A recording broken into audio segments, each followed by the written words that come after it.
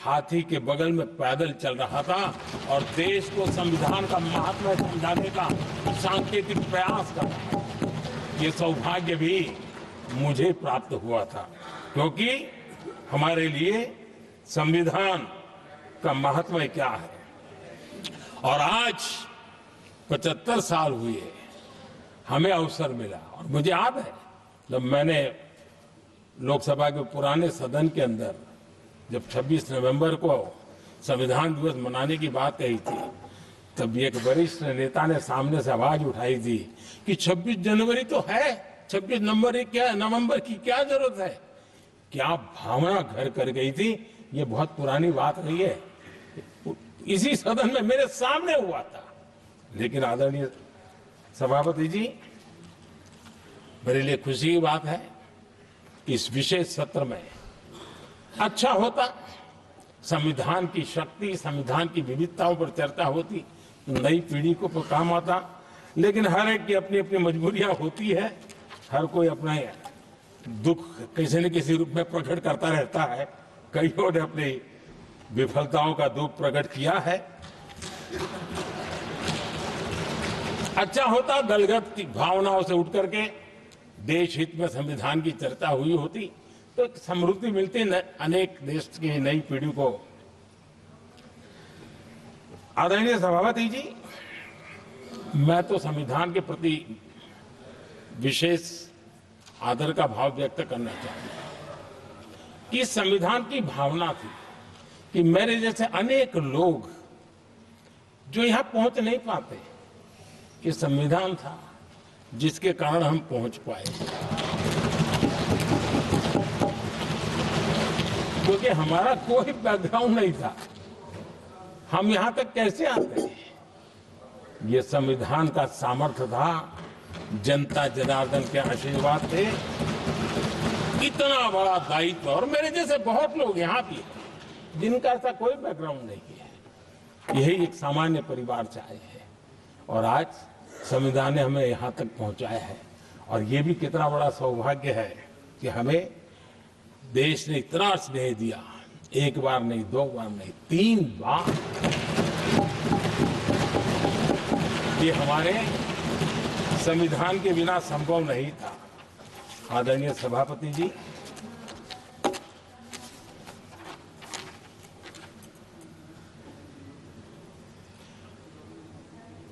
उतार चढ़ाव तो आए, कठिनाइयां भी आई, रुकावटें भी आई, लेकिन मैं फिर एक बार देश की जनता को नमन करता हूं कि देश की जनता पूरी ताकत के साथ संविधान के साथ खड़ी रही।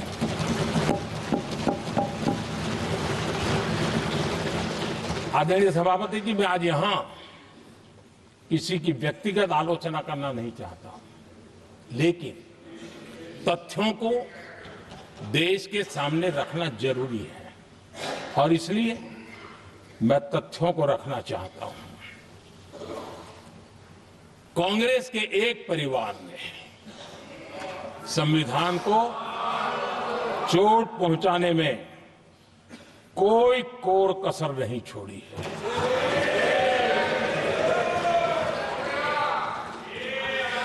और मैं इसलिए एक परिवार का उल्लेख करता हूं कि 75 साल की हमारी यात्रा में 55 साल एक ही परिवार ने राज किया है। इसलिए देश को क्या क्या हुआ है ये जानने का अधिकार है, और इस परिवार के कुविचार, कुरीति, कुनीति, इसकी परंपरा निरंतर चल रही है। हर स्तर पर इस परिवार ने संविधान को चुनौती दी। आदरणीय सभापति जी, 1947 टू 1952 इस देश में इलेक्टेड गवर्नमेंट नहीं थी। एक अस्थाई व्यवस्था थी, एक सिलेक्टेड सरकार थी, और चुनाव नहीं हुए थे और जब तक चुनाव न हो तब तक एक इंटरिम व्यवस्था के रूप में कोई खाका खड़ा करना चाहिए, किया गया था। 1952 के पहले राज्यसभा का भी गठन नहीं हुआ था, राज्यों में भी कोई चुनाव नहीं थे, जनता का कोई आदेश नहीं था। उसके बावजूद भी, और अभी तो संविधान निर्माताओं ने इतना मंथन करके संविधान बनाया था 1951 में, जबकि चुनी हुई सरकार नहीं थी, उन्होंने ऑर्डिनेंस करके संविधान को बदला और किया क्या? अभिव्यक्ति की आजादी पर हमला कर दिया गया।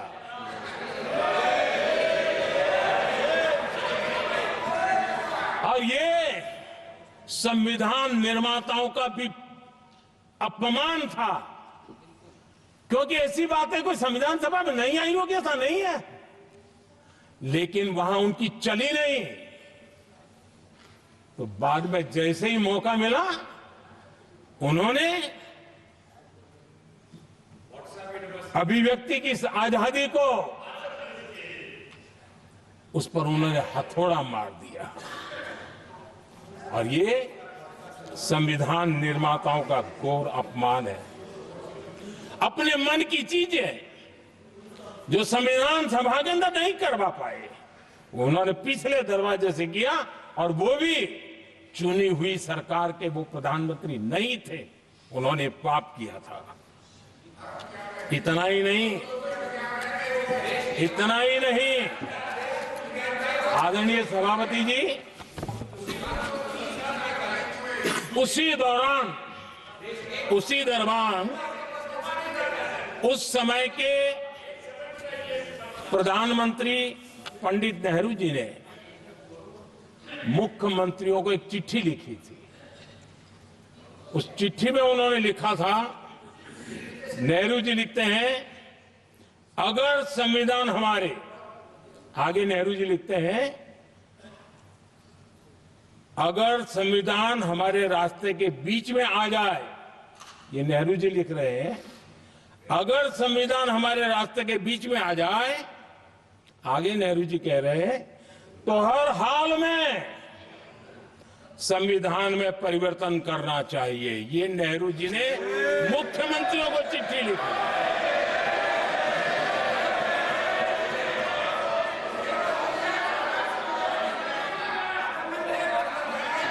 और आदरणीय सभापति जी,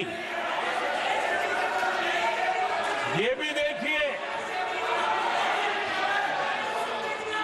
1951 में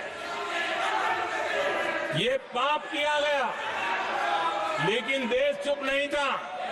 उस समय राष्ट्रपति डॉक्टर राजेंद्र प्रसाद जी ने चेताया, ये गलत हो रहा है। उस समय स्पीकर पद पर बैठे हुए हमारे स्पीकर महोदय ने भी पंडित जी को कहा, गलत कर रहे हो। इतना ही नहीं, आचार्य कृपलानी जी, जयप्रकाश नारायण जैसे महान कांग्रेसी लोगों ने भी पंडित नेहरू ने कहा कि ये रोको, लेकिन पंडित जी का अपना संविधान चलता था और इसलिए उन्होंने इतने वरिष्ठ महानुभावों की सलाह मानी नहीं और उसे भी उन्होंने दरकिनार कर दिया। और आदरणीय सभापति जी, ये संविधान संशोधन करने का ऐसा खून कांग्रेस के मुंह लग गया कि समय समय पर वो संविधान का शिकार करती रही। ये खून मुंह पे लग गया। इतना ही नहीं, संविधान के स्पिरिट को लहू लहान करती रही। आदरणीय सभापति जी, करीब 6 दशक में 75 बार संविधान बदला गया। आदरणीय सभापति जी, जो बीज देश के पहले प्रधानमंत्री जी ने बोया था,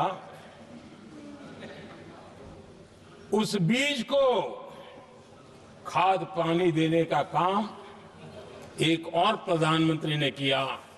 उनका नाम था श्रीमती इंदिरा गांधी।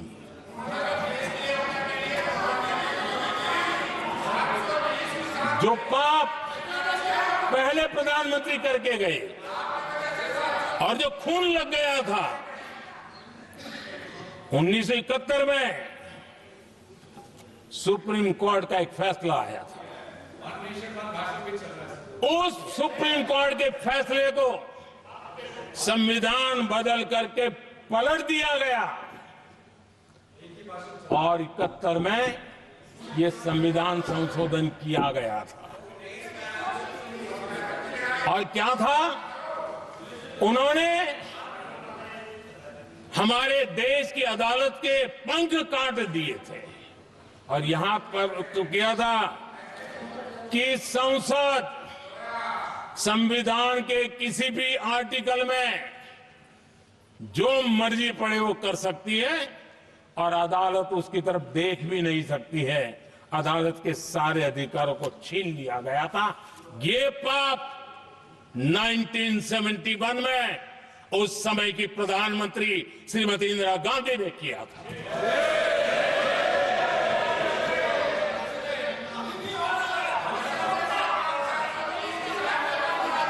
और इस परिवर्तन ने इंदिरा जी की सरकार को मौलिक अधिकारों को छीनने का और न्यायपालिका पर नियंत्रण करने का अधिकार दिया, सक्षम बना दिया था। आदरणीय सभापति जी, खून मुंह पे लग गया था, कोई रोकने वाला था नहीं। और इसलिए जब इंदिरा जी के चुनाव को गैर रीति के कारण, असंवैधानिक तरीके से चुनाव लड़ने के कारण अदालत ने उनके चुनाव को खारिज कर दिया और उनको एमपी पद छोड़ने की नौबत आई, तो उन्होंने गुस्से में आकर के देश पर इमरजेंसी थोप दी, आपातकाल लगा दिया अपनी कुर्सी बचाने के लिए। और उसके बाद इतना ही नहीं, उन्होंने इमरजेंसी तो लगाई, संविधान का दुरुपयोग तो किया ही किया, भारत के लोकतंत्र का गला तो घोंट ही दिया। लेकिन 1975 में 39वां संशोधन किया और उसमें उन्होंने क्या किया, राष्ट्रपति, उपराष्ट्रपति, प्रधानमंत्री, अध्यक्ष, इनके चुनाव के खिलाफ कोई कोर्ट में जा ही नहीं सकता है, ऐसा उन्होंने, और वो भी रिट्रोस्पेक्टिव किया, आगे के लिए नहीं, पीछे का भी, अपने पापों का भी उन्होंने। और आदरणीय सभापति जी, मैं संविधान की बात कर रहा हूं, मैं संविधान के आगे पीछे कुछ नहीं बोल रहा हूं।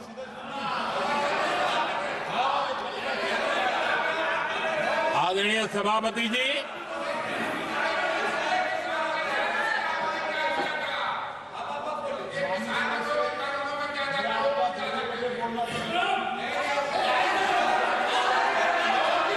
आदरणीय सभापति जी, इमरजेंसी में लोगों के अधिकार छीन लिए गए, देश के हजारों लोगों को जेलों में ठूंस दिया गया, न्यायपालिका का गला गौंद दिया गया, अखबारों की स्वतंत्रता पर ताले लगा दिए गए। इतना ही नहीं, कमिटेड जुडिशरी इस विचार को उन्होंने पूरी ताकत दी। और इतना ही नहीं, जिस जस्टिस एहतार खन्ना ने उनके चुनाव में उनको खिलाफ जो जजमेंट दिया था, वो इतना गुस्सा भरा था कि जब जस्टिस एहतार खन्ना, जो सीनियरिटी के आधार पर सुप्रीम कोर्ट के चीफ जस्टिस बन